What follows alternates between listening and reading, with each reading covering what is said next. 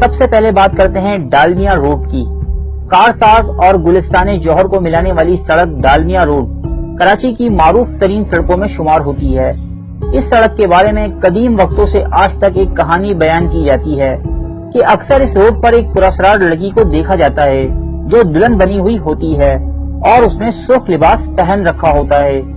لوگوں کا کہنا ہے کہ 60 کی دہائی میں جب کراچی میں باقاعدہ ڈانس کلب ہوا کرتے تھے، یہ خاتون ایک ڈانسر تھی جسے زخمی کر کے اس سڑک پر مرنے کے لیے چھوڑ دیا گیا اور اس نے اس سڑک پر سسک کر اپنی جان دے دی، جو کہ کارساز کے نام سے مشہور ہے۔ وہ عورت آج بھی یہاں سے گزرنے والوں کو مدد کے لیے رکنے کا کہتی ہے اور اچانک غائب ہو جاتی ہے، جبکہ اکثر لوگ اسے یہاں رات کے وقت بھٹکتے ہوئے دیکھ چکے ہیں۔ بعض افراد کا دعویٰ ہے کہ آدھی رات کو سفر کرنے والے جب ڈالمیا روڈ پر پہنچتے ہیں تو کسی وجہ سے وہ رکنے پر مجبور ہو جاتے ہیں۔ رکنے کے بعد انہیں ایک سجی سجائی سرخ لباس میں ملبوس دلہن نظر آتی ہے جو کسی اجنبی زبان میں ان سے گفتگو کرنے کی کوشش کرتی ہے۔ ڈرائیورز کا پہلا خیال یہی ہوتا ہے کہ کسی پریشان حال دلہن کو مدد کی ضرورت ہے، لیکن دیکھتے ہی دیکھتے اس کی شکل بدل جاتی ہے اور وہ ایک خوفناک چڑیل کا روپ دھار لیتی ہے۔ کچھ افراد نے یہ بھی دعویٰ کیا کہ جب وہ رکے نہیں تو اس دلہن نے ان کا پیچھا کیا اور انہیں اس کی چیخیں بھی سنائی دیں۔ ڈالمیا روڈ پر آدھی رات کو بھٹکنے والی اس دلہن نما حیولے کی سی سی ٹی وی فوٹیج بھی اب انٹرنیٹ پر دیکھی جا سکتی ہے۔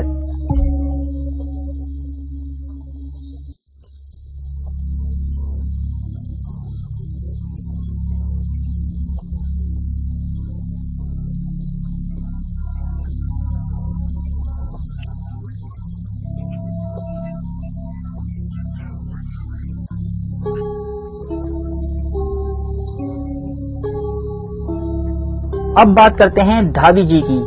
کراچی سے 15 کلومیٹر کے فاصلے پر ایک قصبہ دھابی جی نام کا ہے۔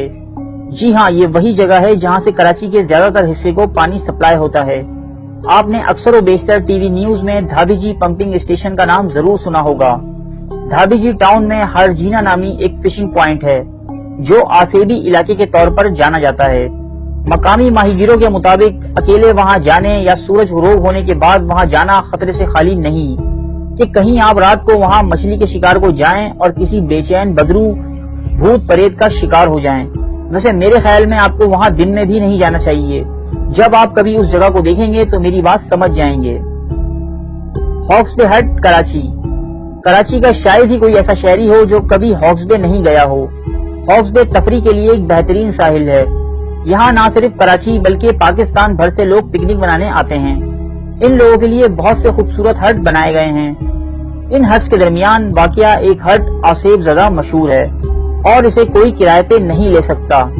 بہت سارے لوگ جو ان باتوں پر یقین نہیں رکھتے وہ اس ہٹ کو دیکھنے جاتے ہیں اور اس میں رات بھر رہنے کا چیلنج بھی قبول کرتے ہیں۔ مقامی لوگوں کا کہنا ہے کہ اگر کوئی بے وقوف یہ حماقت کرتا ہے تو وہ صبح ہونے سے قبل ہی چیختا چلاتا باہر آ جاتا ہے۔ کہا جاتا ہے کہ پورے چاند کی رات میں اس ہٹ کے اندر جنات کی شادیاں انجام پاتی ہیں اور یہ جنات بن بلائے مہمانوں یعنی انسانوں سے بہت برا سلوک کرتے ہیں۔ اب بات کرتے ہیں کراچی کے بیچوں بیچ واقع کچھ آسیبی مکانات کی۔ اگر آپ کبھی PECHS سوسائٹی کے بلاک 6 کی گلیوں میں جائیں تو آپ وہاں دیکھیں گے کہ ہاؤس نمبر K39 سے ایک پراسرار روشنی باہر آ رہی ہے۔ اس کا مطلب ہے کہ وہاں کوئی رہائش پذیر ہے۔ حالانکہ یہ گھر کئی اشروں سے بند پڑا ہے۔ کئی لوگوں کا کہنا ہے کہ انہوں نے اس گھر میں سفید لباس پہنے ہوئے ایک کمزور سی خاتون کو اکثر دیکھا ہے جو رات کے پچھلے پہر گلی میں چلتی ہوئی نظر آتی ہے، مگر صبح فجر کے قریب وہ غائب ہو جاتی ہے۔ اسی طرح سولجر بازار کراچی میں بھی ایک گھر جس کے مکین اسے چھوڑ کر جا چکے ہیں۔ آصیب کی وجہ سے بھوت بنگلہ مشہور ہے۔ کہا جاتا ہے کہ یہاں غیر معمولی سرگرمیوں کے مختلف واقعات ہوتے رہتے ہیں۔ کبھی کبھی رات کو ایک عجیب آدمی چھت پر نظر آتا ہے اور مدد کے لیے چیختا ہے۔ اب چلتے ہیں ناظم آباد کی طرف۔ ناظم آباد میں بھی ایک گھر ہے۔ کہتے ہیں کہ 1992 میں اس گھر میں ایک 9 دیہاتی جوڑے کو وحشیانہ قتل کر دیا گیا تھا۔ مقامی لوگوں کو ان کی چیخیں آج تک سنائی دیتی ہیں۔ ان چیخوں کی وجہ سے اس گھر کے مالک مکان اسے کرائے پر دے کر کہیں اور منتقل ہو گئے، مگر اس گھر میں کوئی کرایہ دار ٹکتا ہی نہیں، اس لیے اب یہ گھر برسوں خالی پڑا ہے۔ اسی طرح کا ایک گھر کراچی کے علاقے لیاقت آباد المعروف لالو کھیت میں بھی ہے۔ तीन हट्टी के मशहूर कब्रिस्तान के करीब वाक़या इस मकान के अंदर एक कब्र मौजूद है। ये मकान बरसों से खाली है और एक खंडर का सा मंजर पेश करता है। इस मकान की दहशत इतनी ज्यादा है कि इसमें रहना तो दूर, लोग इसके करीब से गुजरते हुए भी घबराते हैं। कौन कहता है कि भूतों को मौसीकी और फिल्में पसंद नहीं होती। नॉर्थ कराची के सेक्टर 11 में वाक़या शीरी सिनेमा इसकी वाज़ेह मिसाल है। इस चलते हुए सिनेमा को सिर्फ इसलिए बंद कर दिया गया क्योंकि यहाँ गैर मामूली सरगर्मियां देखने में आ रही थी। सिनेमा के अमले के मुताबिक सिनेमा जब खाली होता तो वहाँ से अक्सर गाने और हंसने की आवाजें आती। अक्सर बड़ी स्क्रीन पर कुछ लोगों के साए भी नजर आते, हालांकि सिनेमा में कोई मौजूद नहीं होता था। अब आते हैं मोहटा पैलेस की तरफ। ये पैलेस 1927 में बनाया गया था और एक कारोबारी शख्सियत का घर था, जहां वो गर्मियों में कयाम करता था।